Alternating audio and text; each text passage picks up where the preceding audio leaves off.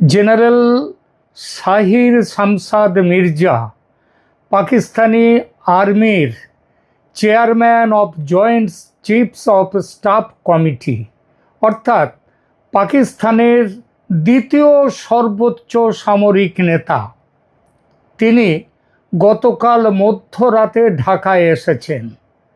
তার এই আশা হঠাৎই উস্কে দিয়েছে বড় কিছু ঘটার সম্ভাবনা। হঠাৎ কেন এই আশা? এটা নতুন খবর নয় যে পাকিস্তান সম্প্রতি বাংলাদেশের সঙ্গে প্রতিরক্ষা অর্থনৈতিক সম্পর্ক গভীর করার জন্য একাধিক উচ্চ পর্যায়ের প্রতিনিধি দল পাঠিয়েছে। 2024 সালের আগস্টে শেখ হাসিনা সরকারের পতনের পর মোহাম্মদ ইউনূসের নেতৃত্বাধীন অন্তর্বর্তী সরকার ক্ষমতায় আসার পর থেকে দুই দেশের মধ্যে সম্পর্কের ক্ষেত্রে উল্লেখযোগ্য পরিবর্তন ঘটেছে। এই পরিবর্তিত পরিস্থিতিতে এই সফর কোন উদ্দেশ্যে এবং ভারত কিভাবে এই সফরকে দেখছে সে বিষয়ে এখনকার আলোচনা। জেনারেল শাহির শামসাদ মির্জার সামরিক প্রতিনিধি দলের এই সফরের কি উদ্দেশ্য? আগেই বলেছি যে 23 অক্টোবর রাতে, মানে শেষ রাতে, তার মানে 24 অক্টোবর 6 সদস্যের প্রতিনিধি দল নিয়ে ঢাকায় পৌঁছেছেন এই যে শাহির শামসাদ মির্জা, তিনি এটা পৌঁছেছেন। এই সফরের প্রধান উদ্দেশ্যগুলো যেগুলো কূটনৈতিক সূত্রে জানা যাচ্ছে সেগুলো: এক, প্রতিরক্ষা সহযোগিতা জোরদার করা দুই দেশের মধ্যে। বাংলাদেশ সেনাবাহিনী এই সফরকে অত্যন্ত গুরুত্বপূর্ণ হিসেবে দেখছে, যার লক্ষ্য প্রতিরক্ষা ক্ষেত্রে নতুন সহযোগিতার পথ খুঁজে বের করা। বাংলাদেশ বসে আছে ভারতের পেটের মধ্যে, সুতরাং এইখানকে এই নতুন সহযোগিতার উদ্দেশ্যকে তিন দিকে ভারত, একদিকে বঙ্গোপসাগর। বঙ্গোপসাগর তো আর সেখানটায় ঝাঁপিয়ে পড়বে না যুদ্ধ করতে, তার মানে ভারতের জন্যেই এই ব্যবস্থা, যে ব্যবস্থার দিকে বাংলাদেশ এগিয়ে গেছে। 2 নম্বর কি, পাকিস্তান ও বাংলাদেশের মধ্যে আলোচনায় আঞ্চলিক নিরাপত্তা পরিবেশ এবং প্রতিরক্ষা ও নিরাপত্তা ক্ষেত্রে যে বর্তমান যে পরিস্থিতি আছে সেটা বাড়িয়ে তুলবার ওপরে জোর দেয়া হচ্ছে এই সফরে। 3 নম্বর হচ্ছে গোয়েন্দা তথ্য আদান প্রদান। উভয় দেশের মধ্যে সামরিক সম্পদ, লজিস্টিক সহায়তা এবং গোয়েন্দা তথ্য ভাগাভাগির বিষয়েও আলোচনা হতে পারে।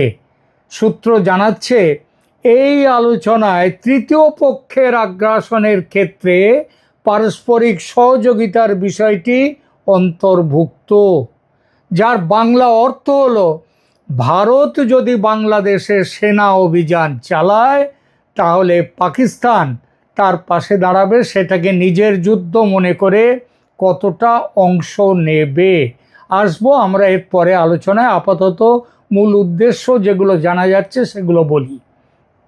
চতুর্থ উদ্দেশ্য সামরিক প্রযুক্তি ও প্ল্যাটফর্ম তৈরি করা। বাংলাদেশ পাকিস্তানের প্রতিরক্ষা শিল্প থেকে উন্নত প্রযুক্তি, বিশেষত ইউএভি যে ড্রোন, সেই ড্রোন সিস্টেম এবং চীনের F-17 থান্ডার যুদ্ধ বিমান সংগ্রহে আগ্রহ প্রকাশ করেছে, যা চীনের সাথে যৌথভাবে তৈরি।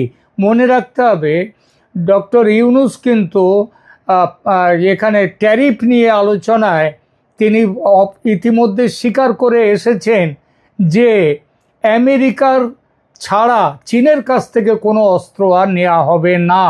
তারপরেও F-17 থান্ডার যুদ্ধ বিমান সংগ্রহে আগ্রহ প্রকাশ করেছে বাংলাদেশ, এবং সেটা নিয়েও কথা হবে। হয়তো এই যে ক্রয়টা, এটা বাংলাদেশ সরাসরি চীনের থেকে নেবে না, নেবে পাকিস্তানের কাছ থেকে। পাকিস্তানের যেগুলো রয়েছে, কারণ পাকিস্তান তাদের F-17 অপারেশন সিন্দুরে যেভাবে পরাজিত হয়েছে, তাতে F-17 যেভাবে ধ্বংস হয়েছে, তাতে তার উপরে আর নির্ভর করতে পারছে না, এবং তারা মনে করছে এই পুরো জিনিসটা বাংলাদেশকে কাবাডির মতো মানে যারা দরকার নেই লোহার দরে বাংলাদেশকে দিয়ে দাও, বাংলাদেশ সেগুলো নিয়ে থাকুক এবং পাকিস্তান আমেরিকার কাছ থেকে নতুন অস্ত্র নেবে। 5 নম্বর উদ্দেশ্য কি?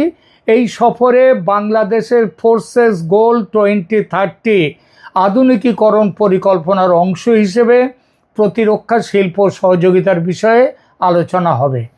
এইবার এই টোটাল বিষয়টা অনেকেই মনে করছেন যে ভারতের উদ্বেগ বাড়িয়েছে।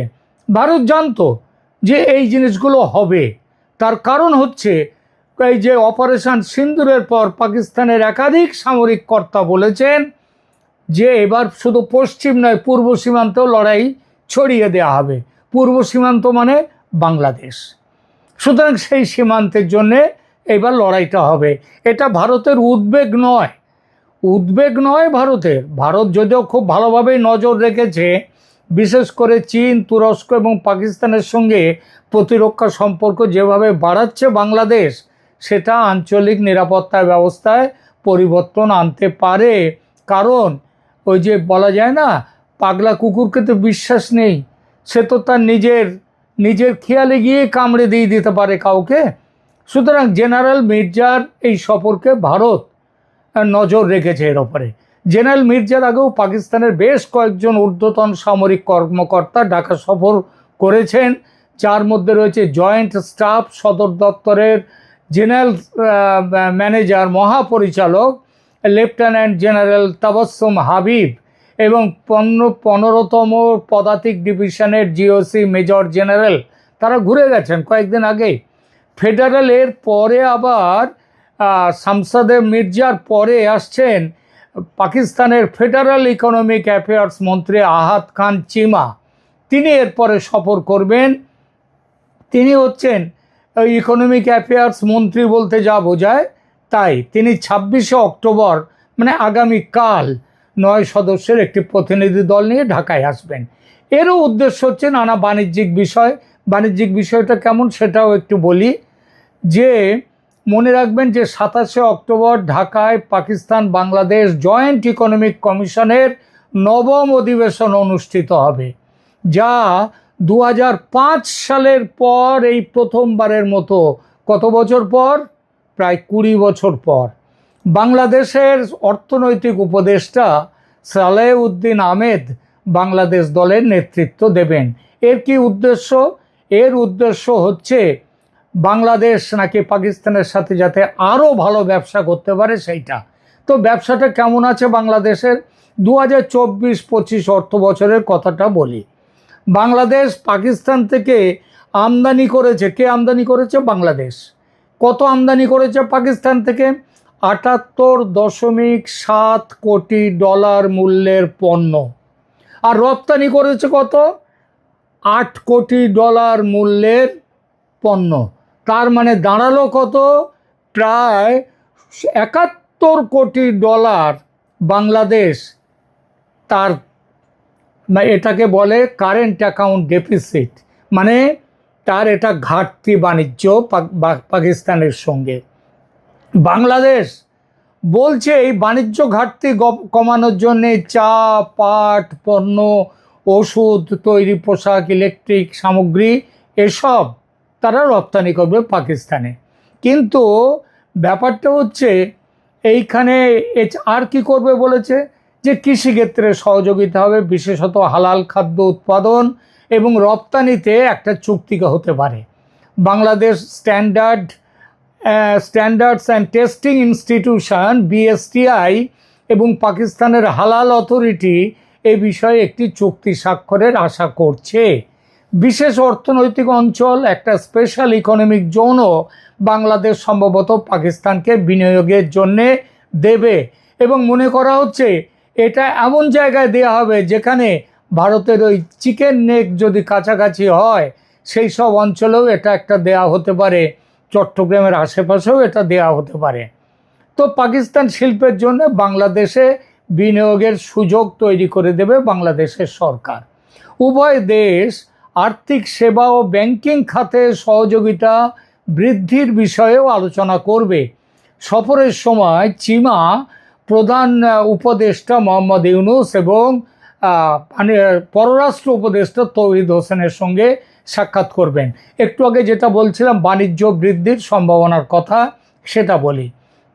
আগেই বলেছি যে 2024-25 সালে এইটা বাংলাদেশের, এর আগে বাংলাদেশ এই সময়ে প্রায় 78.7 কোটি ডলারের বাণিজ্য হয়েছে দুই দেশের মধ্যে, যার মধ্যে পাকিস্তান থেকে বাংলাদেশ নিয়েছে প্রায় 71 কোটি ডলার, আর মাল এখান থেকে গেছে 7 কোটি ডলার।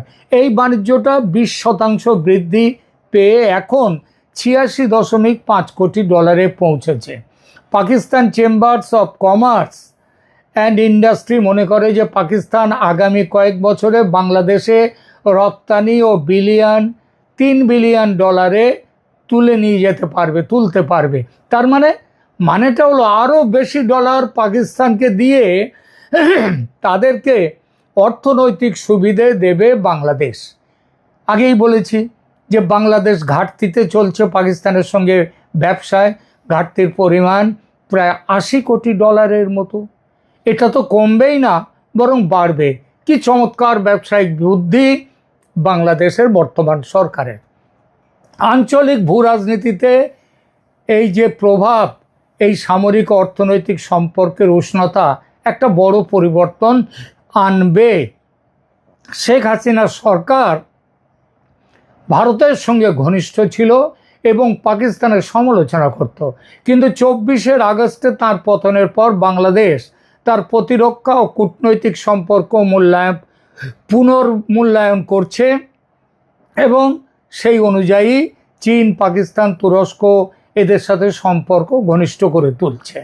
বাংলাদেশ পাকিস্তান সামরিক সম্পর্ক ভারতের পূর্বাঞ্চলীয় নিরাপত্তার জন্যে সরাসরি প্রভাব ফেলতে পারে। আমি আগে বহুবার বলেছি, অনেক প্রতিবেদনেই বলেছি, মোহাম্মদ ইউনূস নির্বাচন চান না, জামায়াতে ইসলামীও নির্বাচন চায় না। তার কারণ নির্বাচন না করে, ভোটে না জিতে যেভাবে ক্ষমতা তারা ভোগ করছে, ভোটে দাঁড়ালে সেই ক্ষমতা নাও থাকতে পারে। সুতরাং তারা নির্বাচন স্থগিত করতে তারা নানা রকম ছুতো খুঁজছে। আর এই ছুতোর ব্যাপারে যুদ্ধ কিন্তু খুব ভালো কাজ দেয়। অপারেশন সিন্দুরের পরাজয় পাকিস্তান ভুলতে পারছে না, চাইছে যুদ্ধকে পূর্বে ছড়িয়ে দিতে। একাধিকবার সেটা বলেছে, যুদ্ধ চলবে, নাশকতা চলবে। জামায়াতের দ্বিতীয় ব্যক্তি ওই নায়েবে আমির, তিনি ওই ডাক্তার তাহের তো বলেই দিয়েছেন 50 লক্ষ যুবক তৈরি আছে ভারতের বিরুদ্ধে লড়াইয়ের জন্যে। সুতরাং যুদ্ধ বাঁধাবার একটা চেষ্টা ঘোরতরভাবে চলছে। আর ভারতও কিন্তু এখন চায় এই যুদ্ধটা বাঁধলে বোধহয় খারাপের থেকে ভালোই হবে, কারণ ভালো রকম শিক্ষা পেয়ে বাংলাদেশের এই সরকার, এই হাল্লা রাজার বিদায় হয়ে যাবে। যুদ্ধ করার আশা আকাঙ্ক্ষা এবার তার থেকে হয়তো মুক্ত হয়ে যাবে। সুতরাং বাংলাদেশেরও যারা বর্তমান সরকারের পতন চায়, তারাও চাইছে আর সহ্য করা যাচ্ছে না এই সরকারকে। সুতরাং